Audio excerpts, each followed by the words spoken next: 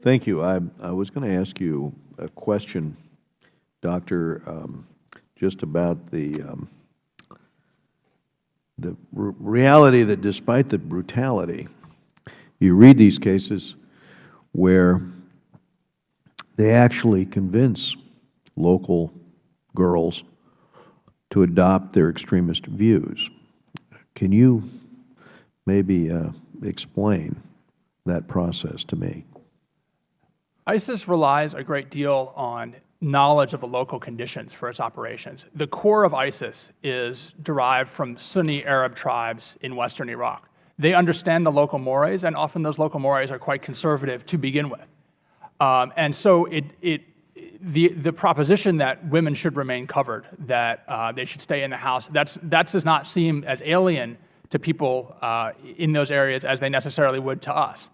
That said, we don't know the inner wishes of the women involved, especially when we talk about marriages. We're talking about essentially deals that are struck between men regarding the fate of women, and so we often find cases where people are put into marriage relationships where they may not want to be, but they feel like they have obligations to their family, or they feel like they have no other choice or not know any different.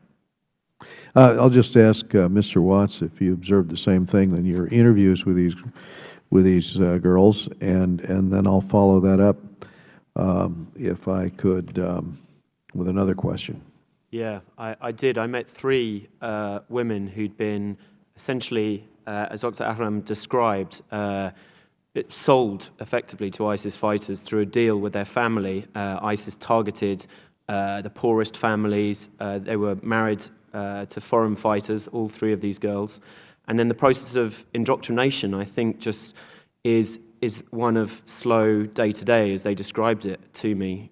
You know, literally, slowly, they began to persuade me about the force of their ideas. And I think that is one of the most important things to understand, is that they are able to convince people that this is the correct way in which Islam is to be practiced, even women who don't agree. Well, that was one of the points that Sasha had made in a written testimony. I didn't hear you say it here, but you had laid out this thesis that over time there had been sort of a movement of radicalization, that despite all the diversity around these continents, increasingly there was a new worldview here being pushed. I don't know if that's in the Deobandi schools or where it is, but this ideology, maybe you could articulate that, Sasha.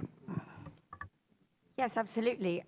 In my view, there has been an aggressive and very well resourced, very well funded export of a specific stream of thinking that is the intellectual underpinning for these movements, making it, of course, much easier in many senses to recruit to groups like ISIS.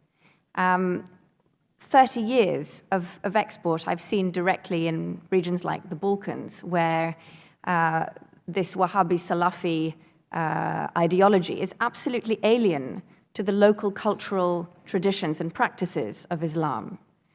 And they were sown insidiously in the aftermath of the war, enormous desperation, economic and other, and Saudi charities setting up shop, providing handouts to families if they were to adopt stricter pre-modern Islamic codes.